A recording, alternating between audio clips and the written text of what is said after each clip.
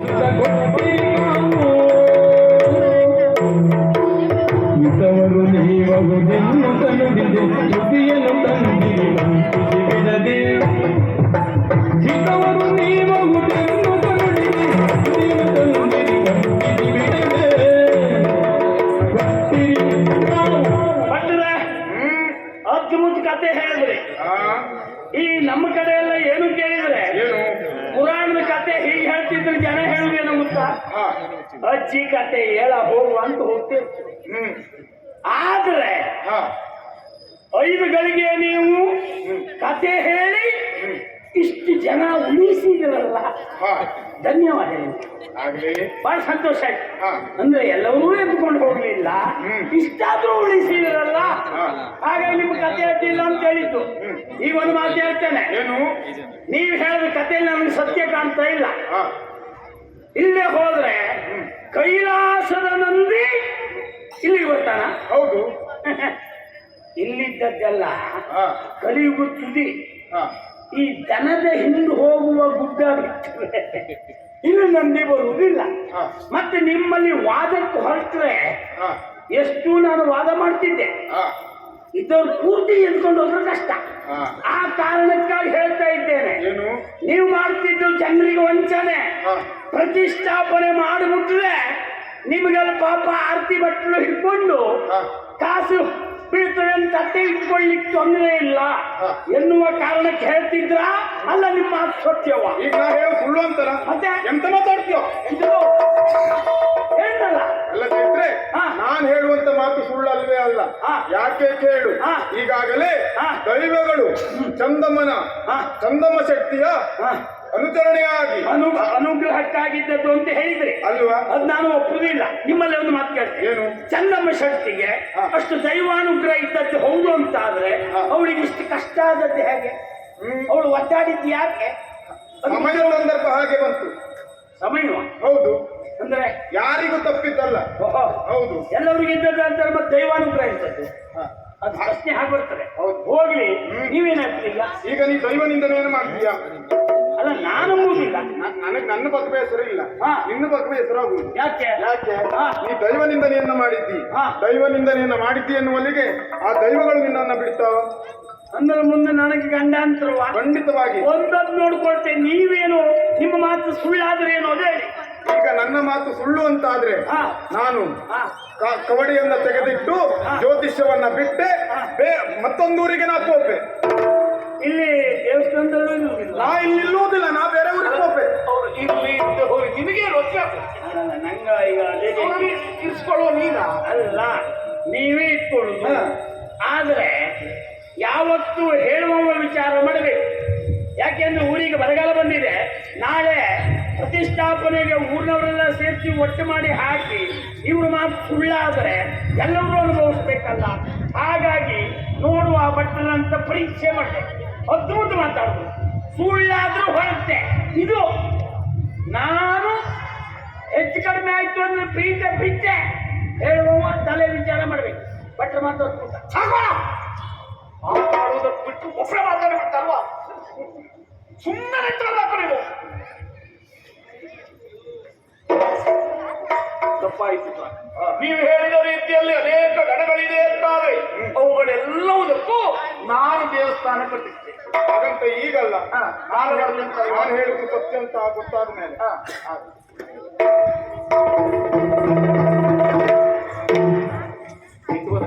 ಯಾರಿಗೆ? ನಿಮಗೆ ನಾ ಸಿಟ್ಟು ಮಾಡಿಕೊಳ್ಳುತ್ತಿದ್ರೆ ಯಾವತ್ತೂ ಬಿಟ್ಟು ಹೋಗ್ತಿದ್ದೆ. ನಾ ಬಿಟ್ಟಿದ್ದೆ. ಲವಲೇಶು ಇಲ್ವೇ? ಇಲ್ಲ ಇಲ್ಲ, ಹೇಗೆ ಇಂಥವ್ರೊಟ್ಟಿಗೆ ಯಾಕೆ ಕೇಳಿದೆ ಗೊತ್ತಾ? ಈಗ ಇಲ್ಲಿ ನಾನು ನಟನೆ ಮಾಡಿದ್ದೆ ಬಿಟ್ರೆ ಅಂದ್ರೆ ಅವರಿಗೆ ಬೇಸರ ಆಗಬಾರದು ಎನ್ನುವ ಕಾರಣಕ್ಕೆ, ಬ್ರಾಹ್ಮಣರು ಸಿಟ್ಟು ಮಾಡ್ಕೊಂಡು ಹೋಗಬಾರ್ದು ಎನ್ನುವ ಕಾರಣಕ್ಕೆ. ನಿನ್ನ ಮೇಲೆ ವಿಶ್ವಾಸ ಇದೆಯಾ? ನೀನ್ ಹಿಡಿದ ದಾರಿಯೇ ನಾ ಕೇಳಿದ್ದು ಸರಿ ಅಲ್ವಾ? ಸುಮ್ಮನೆ ಹಣ ಹಾಕಿ ನಾಳೆ ಆಗ್ಲಿಲ್ಲ ಅಂದ್ರೆ ಏನು ಕೇಳಿದ್ರೆ ಅಷ್ಟೇ ಕೇಳಿದ್ದೆ. ಆದ್ರೂ ಒಂದು ಅವ್ರು ಹೇಳಿದ್ದಾರಲ್ಲ, ಆ ದೇವಸ್ಥಾನವನ್ನು ನಾವು ಕಟ್ಟಿಸೋಣ. ಅಲ್ಲ, ನೀವು ದೇವಸ್ಥಾನ ಕಟ್ಟಿಸೋದಿದ್ರೆ ನಾ ಕಲ್ಲು ಹಾಕುದೇ. ಕಲ್ಲು ಹಾಕುದಲ್ಲ, ಕಲ್ಲು ಹೊರಬೇಕು. ಅದೇ ಹೊತ್ಕೊಂಡವ್ರು ಹಾಕ್ತೆ.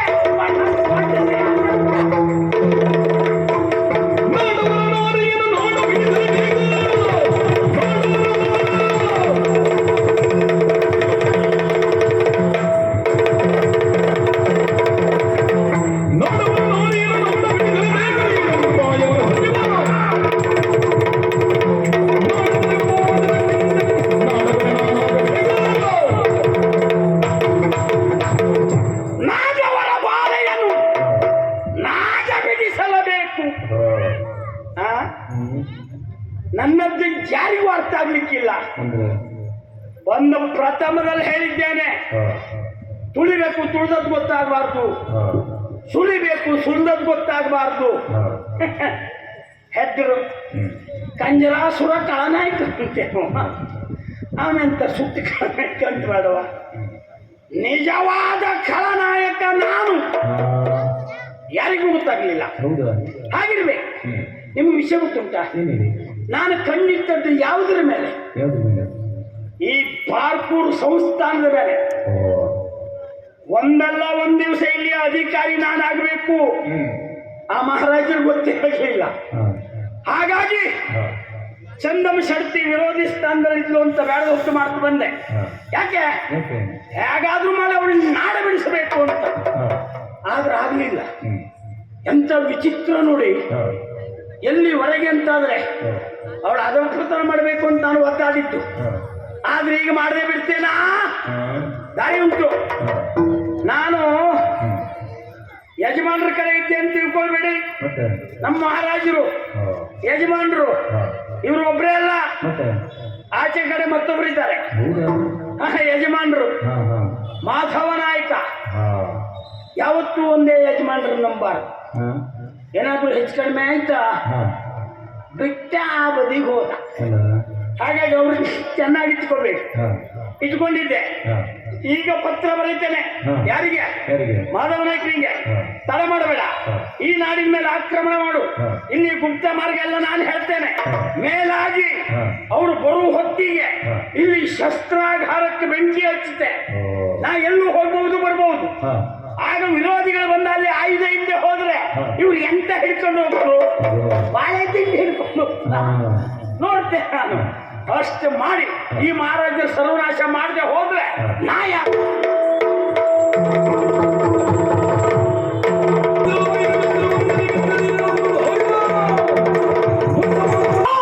ನಗರದ ಅಧಿಕಾರಿಯಾಗಿದ್ದ ಮಾಧವರಾಯ ತಾಳಿ ಇಟ್ಟಿದ್ದಾನೆ ಎನ್ನುವ ವರ್ತಮಾನ ಅವನ ಸಕ್ಕಡರಿಸುವುದಕ್ಕೆ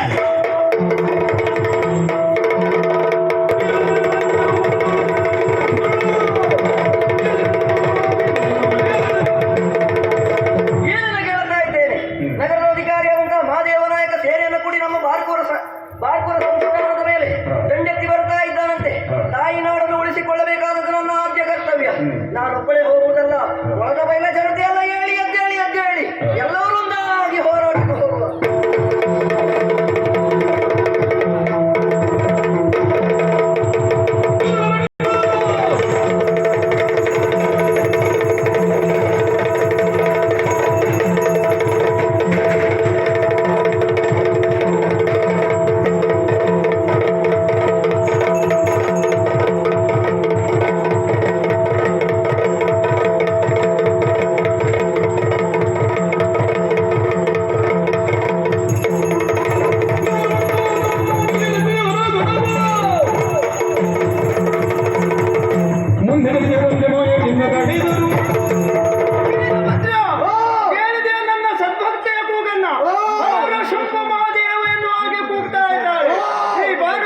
ಸಂಸ್ಥಾನದ ಮೇಲೆ ನಗರದ ಅಧಿಕಾರಿ ದಂಡೆತ್ತಿ ಬರ್ತಾ ಇದ್ದಾನೆ. ಈ ಬಾರ್ಕೂರಿನ ಸಂಸ್ಥಾನವನ್ನ ಉಳಿಸಬೇಕಾದದ್ದು ನಮ್ಮ ಆದ್ಯ ಕರ್ತವ್ಯವೇ ಹೌದು. ಅದಕ್ಕೆ ನಾವೇನು ಮಾಡಬೇಕು? ಬಂದಿರುವಂತ ವಿರೋಧಿಗಳು ಅವರಾಗಿ ಹೋರಾಟ ಮಾಡುವ ಹಾಗೆ ಮಾಡಿ ಈ ಪುರವನ್ನ ರಕ್ಷಣೆ ಮಾಡುವರು.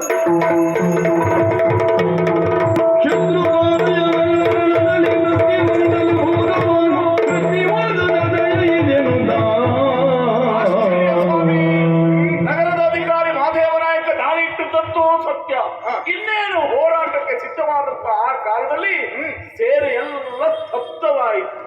ಏನು ಅಂತ ಗೊತ್ತಾಗಲಿಲ್ಲ. ಇದಕ್ಕೆಲ್ಲ ಕಾರಣ ಏನು ಗೊತ್ತುಂಟಾ? ದೈವಗಳ ಪ್ರೇರಣೆ. ಅವಳ ರಕ್ಷಣೆಗೆ ಬಂದಂತ ದೈವಗಳು ಈ ರೀತಿಯಾಗಿ ಅವರಾಗಿಯೇ ಯುದ್ಧದಲ್ಲಿ ಸೋಲೊಪ್ಪಿಕೊಳ್ಳುವ ಹಾಗೆ ಮಾಡಿದ್ದಾರೆ. ಅಂದ್ರೆ ಚೆನ್ನಮ್ಮ ಶಕ್ತಿಯ ಅವಳಿಗೆ ದೈವಾನುಗ್ರಹ ಆದದ್ದು. ಖಂಡಿತ ನಿನ್ನಿಂದ ನಮ್ಮ ನಾಡು ಉಳಿಯಿತು ಎನ್ನುವುದಕ್ಕೆ ಅನುಮಾನವೇ ಇಲ್ಲ. ಯಾಕೆ ಹಾಗೆ ಹೇಳ್ತೀರಿ ಮಹಾಪ್ರಭುಗಳೇ? ಎಲ್ಲವೂ ದೇವರ ಅನುಗ್ರಹದಿಂದಲೇ ನಮ್ಮ ಪಾಲಿಗೆ ಜಯ ಆಗಿದೆ ಎನ್ನುವ ಹಾಗೆ ನಾನು ತಿಳಿದುಕೊಂಡಿದ್ದೇನೆ. ನೋಡಿದಿರಾ ಆ ಕಡೆಯಲ್ಲಿ ಕುದುರೆಗಳೆನ್ನುವುದು ಸಾಲು ಸಾಲಾಗಿ ಸ್ತಂಭೀಭೂತವಾಗಿದೆ ಅಲ್ಲಲ್ಲೇ ನಿಂತ್ಕೊಂಡು ಅಲ್ವಾ? ಹಾಗಾಗಿ ಈ ಪ್ರಾಂತ್ಯಕ್ಕೆ ಕುದುರೆ ಕಟ್ಟೆ ಎನ್ನುವ ಹಾಗೆ ಹೆಸರಾಗಿದೆ. ಇನ್ನು ಮುಂದೆ ಆಮೇಲೆ ಆಮೇಲೆ ಮುಂದಿನ ಕಾರ್ಯದಲ್ಲಿ ನಿರತನಾಗು. ಅಂದ್ರೆ ದೇವಸ್ಥಾನದ ಕುರಿತಾಗಿ ಸ್ಥಳ ಶೋಧನೆ ಆಗಬೇಕು ಅಂತ ಬನ್ನಿ. ಬಾಣ ಗುರಿಯನೆಂದು ಬಿಟ್ಟ ದಾರಿಗೆ ಬಿಟ್ಟ ಬಾಣ ಬಿಟ್ಟ ಬಾಣ ಬಿಟ್ಟ ಬಾಣ ಗುರಿಯನೆಂದು ಸೇರದಾಯಿತೆ ಗುರಿಯ ಸೇರದಾಯಿತೆ ಪಟ್ಟ ಅಡುಗೆ ತಾನೆ ಗುಂಬ ಕಾಲ ಒದಗಿದೆ ಪಟ್ಟ ಅಡುಗೆ ತಾನೆ ಗುಂಬ ಕಾಲ ಒದಗಿದೆ ತುಂಬ ಕಾಲ ಒದಗಿದೆ ದುಷ್ಟಗಾರ ತಾನೆ ಇವನ ದೈವಗಾಡಿತು ದುಷ್ಟಗಾರ ತಾನೆ ಇವನ ದೈವಗಾಡಿತು ದೈವಗಾಡಿತು ಇವನ ದೈವಗಾಡಿತು ಸೃಷ್ಟಿಯಲ್ಲಿ ಕೆಡವಿ ಹುಟ್ಟು ಹಿಡಿದುಕೊಂಡಿತು ಸೃಷ್ಟಿಯಲ್ಲಿ ಕೆಡವಿ ಹುಟ್ಟು ಹಿಡಿದುಕೊಂಡಿತು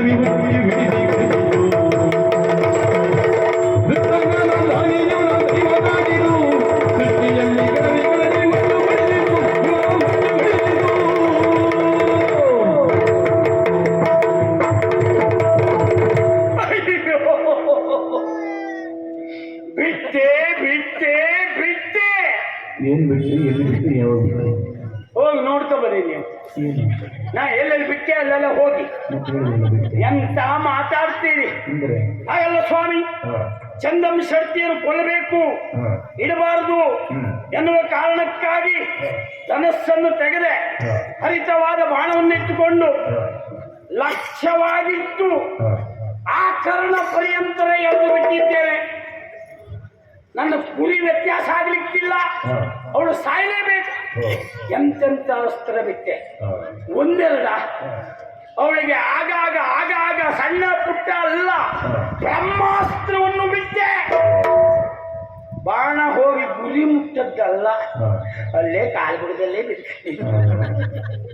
ನಾನು ತಿಳ್ಕೊಂಡದ್ದು ಹೋಯ್ತು ಅವಳು ಹೋದ್ಲು ಅಂತ, ಆದ್ರೆ ಎಲ್ಲೂ ಹಾಗಾಗಲಿಲ್ಲ ನೋಡಿ.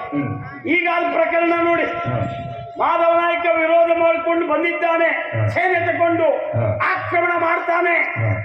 ಗಡಿ ದಾಟಿ ಈಚೆಗೆ ಬರಲೇ ಇಲ್ಲ. ಕರ್ಮ ತೀರಕ್ಕೆ ಯಾಕೆ ಬರಲಿಲ್ಲ ಅಂತ ಹೋಗಿ ನೋಡ್ತೆ, ಆ ಕುದುರೆಯಲ್ಲಿ ಕೂತವರೆಲ್ಲ ಹಾಗೆ ಅಲ್ಲೇ ಸ್ತಬ್ಧ, ಎಂಥದ್ದು ಇಲ್ಲ. ಎಂತಾಯ್ತು ಕರ್ಮ.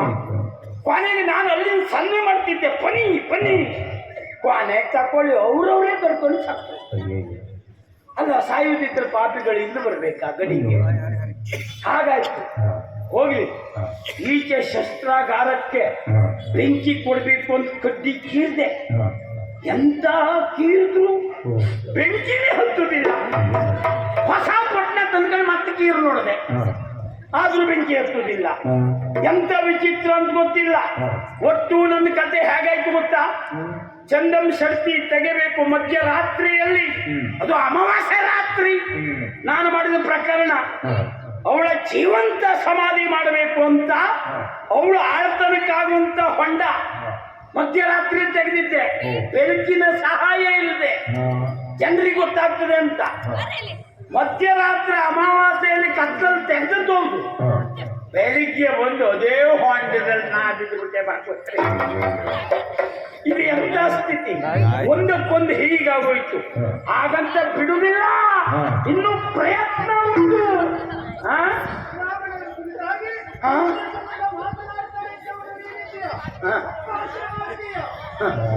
ಅದೇ ಇದು ಯಾರಂತ ಮಾಡ್ಕೊಂಡ್ರಿ? ನಮ್ಮ ಚಂದ್ರ ನಮ್ಮಲ್ಲಿ ಬಂದು ಸೇರ್ಕೊಂಡಿದ್ದಾವ. ಅಪ್ಪ ಬೇಕಾದಷ್ಟು ಮಾಡಿಟ್ಟಿದೆ, ಏನೂ ತಾಪತ್ರೆ ಇಲ್ಲ ಅವನಿಗೆ.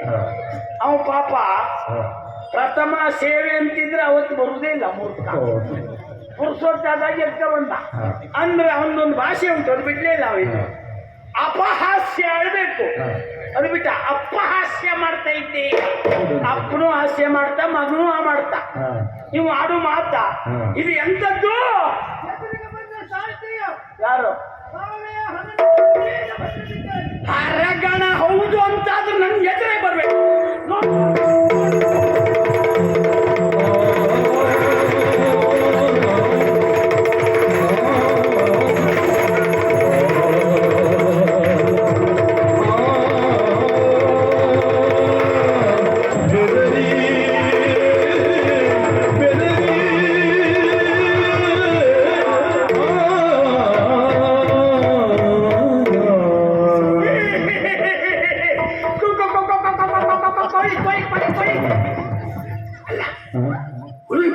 ಹುಲಿ ಹುಲಿ ಅಲ್ಲೇ ನೆರಿ ನೆರಿ ನೆರಿ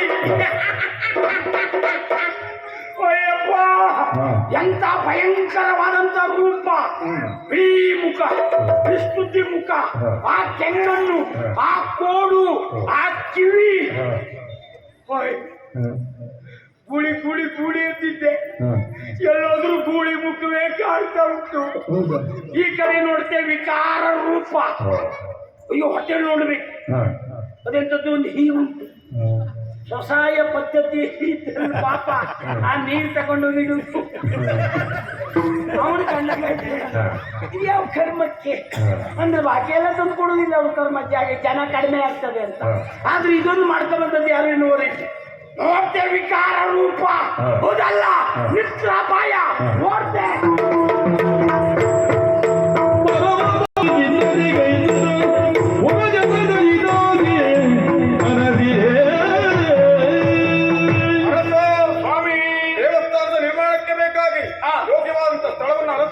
ಮುಂದೆ ಬಂದ ಕಾಲಕ್ಕೆ ನಮ್ಮ ಗಣ್ಣಿಗೆ ಗೋಚರಿಸಿತು ಒಬ್ಬ ಜೋಗಿ ಜಂಗಮ.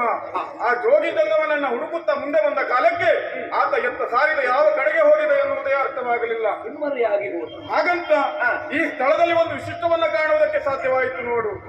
ಒಂದು ಹುಲಿಯೊಂದು ಮಲಗಿದೆ, ಆ ಹುಲಿಯ ಪಕ್ಕದಲ್ಲಿ ಮೇಕೆಯು ಕಟ್ಟಲ್ಪಟ್ಟಿದೆ. ಹಾಗಾಗಿ ಮೆಕ್ಕೆ ಕಟ್ಟು ಕ್ಷೇತ್ರ ಎನ್ನುವುದು ನಿರ್ಮಾಣವಾಗಬೇಕು. ಜೊತೆಯಲ್ಲಿ ದೇವಸ್ಥಾನ ನಿರ್ಮಾಣವಾಗುವಂತ ಬಗೆ ಹೇಗೆ ಗೊತ್ತುಂಟ? ಪೂರ್ವಾಭಿಮುಖವಾಗಿ ದೇವಸ್ಥಾನ ಇರಬೇಕು. ಜೊತೆಯಲ್ಲಿ ದೇವಸ್ಥಾನದ ಒಳಗಡೆ ಪರಮೇಶ್ವರಿ ಪಂಚಮುಖ ನಂದಿಯನ್ನೇರಿ ಕುಳಿತುಕೊಂಡಿರುವ ವಿಗ್ರಹವಿರಬೇಕು. ಹಾಗೆಯೇ ಅದರ ಜೊತೆಯಲ್ಲಿ ವೀರನಾಗಿರುವಂತ ನಂದಿಕೇಶ, ಒಡೆಯ ನಂದಿಕೇಶನ ವಿಗ್ರಹವಿರಬೇಕು. ಇನ್ನು ರಂಗಿಯೋ ರಕುಟಿಯೋ ಇನ್ನಿತರ ವಿಗ್ರಹಗಳಿರಬೇಕು. ಹುಲಿಯೂ ಹೊಂದಿರಬೇಕು. ಹಾಗೆಯೇ ಎಡಭಾಗದಲ್ಲಿ ಒಬ್ಬರಿಯ ಮತ್ತೆ ಎದುರುಗಡೆಯಲ್ಲಿ ಕ್ಷೇತ್ರಪಾಲನಿರಬೇಕು. ಈ ರೀತಿಯಾಗಿ ದೇವಸ್ಥಾನವನ್ನ ನಿರ್ಮಾಣ ಮಾಡಬೇಕು ಸ್ವಾಮಿ. ದೈವ ದೇವರುಗಳ ಎಲ್ಲ ಪ್ರತಿಷ್ಠಾಪನೆ ಆಗಬೇಕು ಅಂತಾದ್ರೆ ಸಂತೋಷದಿಂದ ನಾನು ಮಾಡುವುದಕ್ಕೆ ಸಿದ್ಧ ಇದ್ದೇನೆ. ಯಾಕೆ ಗೊತ್ತಾ? ನಮ್ಮ ಈ ಬಾರ್ಪೂರ್ನಲ್ಲಿ ಎಲ್ಲರೂ ಉತ್ತರಿಸ್ತಾರೆ, ದೈವ ಭಕ್ತರಾಗುತ್ತಾರೆ, ಎಲ್ಲ ಕಣ್ತುಂಬಿಸಿಕೊಳ್ತಾರೆ ಎನ್ನುವ ಸಂತೋಷ ನನಗಿದೆ. ಆದರೂ ಒಂದು ದೇವಸ್ಥಾನ ನಿರ್ಮಾಣ ಆಗುತ್ತಾ ಈ ಹೊತ್ತಿನಲ್ಲಿ ನಿಮ್ಮಲ್ಲಿ ನಾನು ಕೇಳಿಕೊಳ್ಳುವುದಿಷ್ಟೇ, ಏನು ಪ್ರಧಾನ ಪುರೋಹಿತರಾಗಿ ತಾವೇ ಇರಬೇಕು ಅಂತ ಕೋರಿಕೆ ನಮ್ಮ ಖಂಡಿತವಾಗಿ ಇದ್ದೇನೆ. ಹಾಗೆ ಈ ದೇವಸ್ಥಾನದ ಪಾರುಪತ್ಯವನ್ನ ಚನ್ನಮ್ಮ ಶೆಟ್ಟಿಯವರು ವಹಿಸಿಕೊಳ್ಬೇಕು ಅಂತ ಕೇಳಿಕೊಳ್ತೇನೆ. ಮಹಾರಾಜರೇ, ನನ್ನದೊಂದು ಭಿನ್ನ. ಏನು? ಮೆಕ್ಕೆಕಟ್ಟು ಕ್ಷೇತ್ರದ ಸರ್ವ ಹೊಣೆಗಾರಿಕೆಯನ್ನು ನನ್ನ ಪಾಲಿಗೆ ನೀಡುತ್ತಾ ಇದ್ದೀನಿ. ಹೌದು ತಾಯಿ, ಸಂತೋಷ ಪಡುವುದು ಸತ್ಯ. ಆದ್ರೆ ಅಳಿಯ ಸಂತಾನ ಬುಡಕಟ್ಟಲು ನನಗಿರುವುದೊಬ್ಬನೇ ಮಗ ಶಿವಯ್ಯ ಶೆಟ್ಟಿ. ಹೆಣ್ಣು ಸಂತಾನ ನನ್ನ ಪಾಲಿಗಿಲ್ಲ. ಈಗ ಏನೋ ನಾನು ನೋಡಿಕೊಳ್ತೇನೆ, ನನ್ನ ಕಾಲದ ನಂತರ ಯಾರು ಆ ಸಮಸ್ಯೆ ಆದಿತ್ತು ಅಂತಲ್ವಾ? ದೈವಾನುಗ್ರಹ ಇದ್ರೆ ಮುಂದೆ ಪ್ರಾಪ್ತಿ ಆಗಿಯೇ ಖಂಡಿತವಾಗಿ ನಾನು ಜೊತೆಯಲ್ಲಿ ಇರ್ತೇನೆ.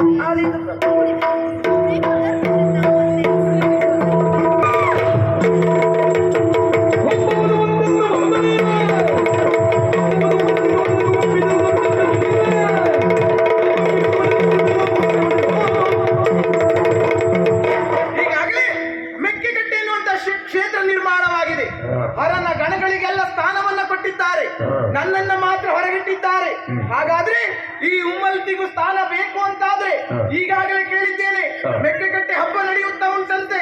ಅದೆಷ್ಟೋ ಭಕ್ತಾದಿಗಳು ಅಲ್ಲಿವರೆಗಾಗಿ ಬರ್ತಾರೆ. ಹಾಗಾದ್ರೆ ಮೊದಲು ನಾನು ಮಾಡುವುದೇನು? ಸಣ್ಣ ಸಣ್ಣ ಮಕ್ಕಳನ್ನ ಹಿಡಿದು ಹೊಡೆದು ನುಂಗುತ್ತೇನಂತೆ, ಬಿಡುವುದಿಲ್ಲ.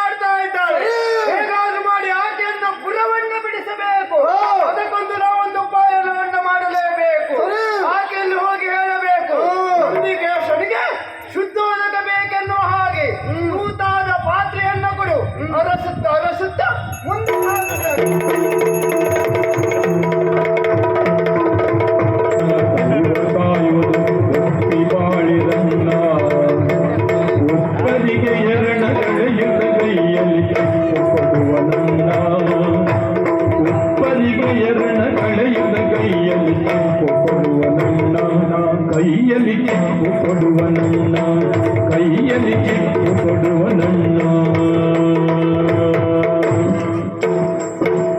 ಅರೆ ಮರುಳಂತಾದ ತಿಮ್ಮಣ್ಣ ಅರೆ ಮರುಳಂತಾದ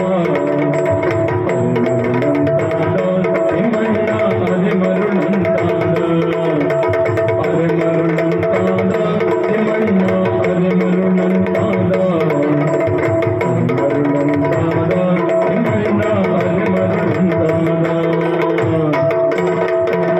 ಬೀದಿಯ ಅಲಸದೆ ಬಿಡನಣ್ಣ ಬೀದಿಯ ಅಲಸದೆ ಬಿಡನಣ್ಣ ಬೀದಿಯ ಅಲಸದೆ ಬಿಡನಣ್ಣ ಉಪ್ಪು ತಿಂದ ಮೇಲೆ ನೀರ ಕುಡಿಯಲೇಬೇಕಣ್ಣ ಉಪ್ಪು ತಿಂದ ಮೇಲೆ ನೀರ ಕುಡಿಯಲೇಬೇಕಣ್ಣ ನೀರ ಕುಡಿಯಲೇಬೇಕಣ್ಣ ತಿಳಿದ ಮೇಲೆ ಸತ್ಯ ಒಪ್ಪಿ ಬಾಳಿರಣ್ಣ ತಪ್ಪು ತಿಳಿದ ಮೇಲೆ ಸತ್ಯ ಒಪ್ಪಿ ಬಾಳಿರಣ್ಣ ಸತ್ಯ ಒಪ್ಪಿ ಬಾಳಿರಣ್ಣ ಮಾಡಿದ ಕರ್ಮದ ಬಲವನು ಉಂಡು ಅರೆ ಮರುಳಂದಾದ ಮಾಡಿದ ಕರ್ಮದ ಬಲವನು ಉಂಡು ಬಡವನು ದಾನಾದ ಮಾಡಿದ ಕರ್ಮದ ಬಲವನು ಉಂಡು ಬಡವನಾದ ರೂಢಿಯ ಜನಮನ ನಂದ ಶಾಪದೊಳಗುಂಡು ಹುಚ್ಚನಾದ ರೂಢಿಯ ಜನಮನ ನಂದ ಶಾಪದೊಳಗುಂಡು ಹುಚ್ಚನಾದ ಮುಂದು ಹುಚ್ಚನಾದ ಅರೆ ಮರುಳಂತಾದ ತಿಮ್ಮಣ್ಣ ಅರೆ ಮರುಳಂತಾದ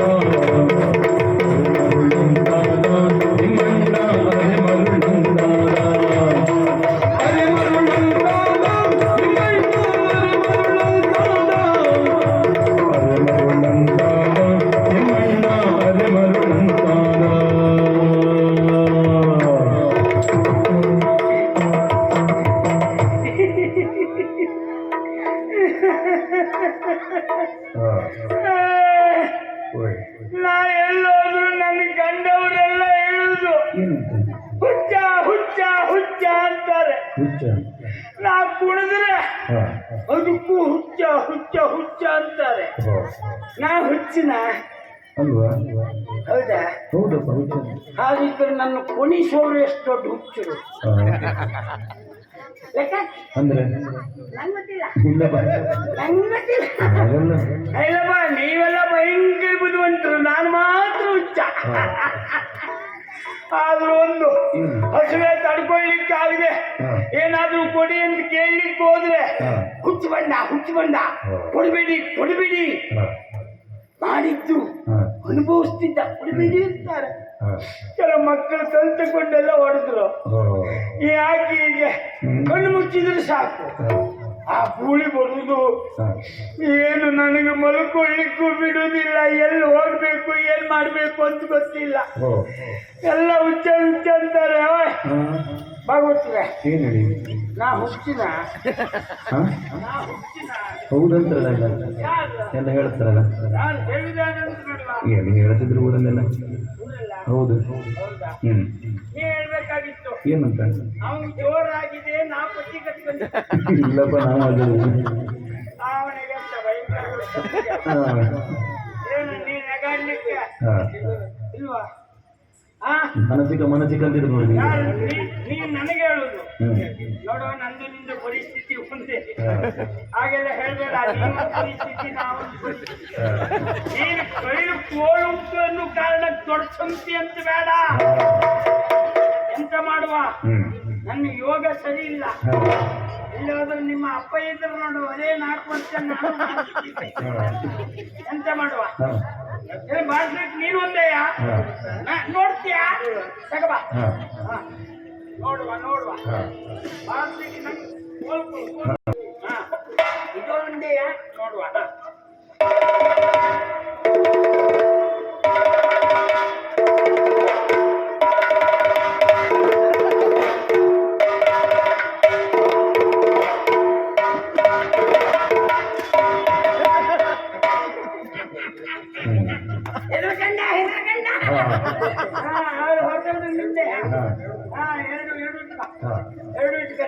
ಜಗತ್ತಿಲ್ಲ ನಂಗೆ ಬೇಡ ಆಗಿದೆ ಏನ್ ಮಾಡಿದೆ ಎಂತ ಮಾಡುದು ಬಜ್ಜಿ ಹೇಳ್ತಾರೆ ಯಾರು ಚೆಂಡ ಬರ್ತೆ ನಾವ್ ಎಂತ ಮಾಡುದು ಅಷ್ಟೇ ಹೆಸರು ಪೂರ್ತಿ ನಿಮ್ಗೆ ಗ್ರಾಚಾರ್ಯ ಈಗಿನ ಕಾಲವೇ ಹಾಗೆ ಆದ್ರೂ ನೀವು ಇಷ್ಟು ಕೇಳಿದ ಮೇಲೆ ನಾನೊಂದು ಕೈ ನೋಡ್ತೆ ನಿಮ್ಮ ಮೇಲೆ ಪ್ರೀತಿಯಿಂದ ಕೇಳಿ ಒಂದು ಹೋಗಿರಿ ಅಭಿಮಾನ ಪ್ರೀತಿ ಯಾರಿಗೂ ಇಲ್ಲ ಹೆಂಗ್ ತಿರ್ಸ್ಕೋಬೇಕು ಅದು ಆ ಬದಿ ಮುಖ ಆದ್ರೂ ಕೊಯ್ ಅಂತ ಯಾವುದು ಅದು ಬೇಡ ತಾಳ ನಿಮಗೆ ನಂಗೆ ಬರೇ ಬಾಯಿ ಸಾಕು ಏನೋ ಹಂಗ ಮೇಲೆ ಹೇಳ್ತೀಯ ನೋಡ್ತೀಯ ಸುಬ್ರಹ್ಮಣ್ಯ ಎಂಬವನೋ ನೀನೋ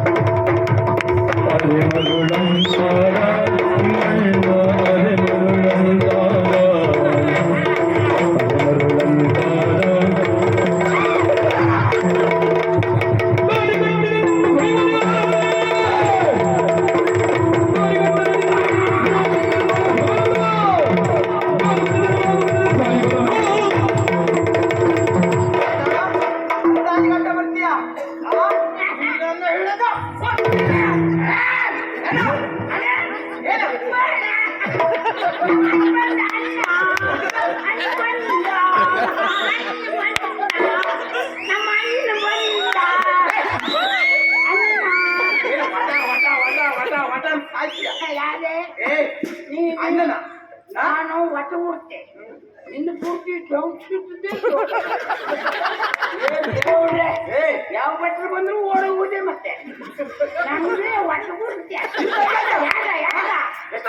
ನೀ ಯಾರ ನಾನು ಗಂಡಲ್ಲ ಮತ್ತೆ ನಾನು ಹೆಣ್ಣು ಅಂದ್ರೆ ಸ್ತ್ರೀಲಿಂಗ ಶ್ರೀರಂಗ ನೋಡುವ ತೋರ್ಸು ನಾನು ನಂಬುದಿಲ್ಲ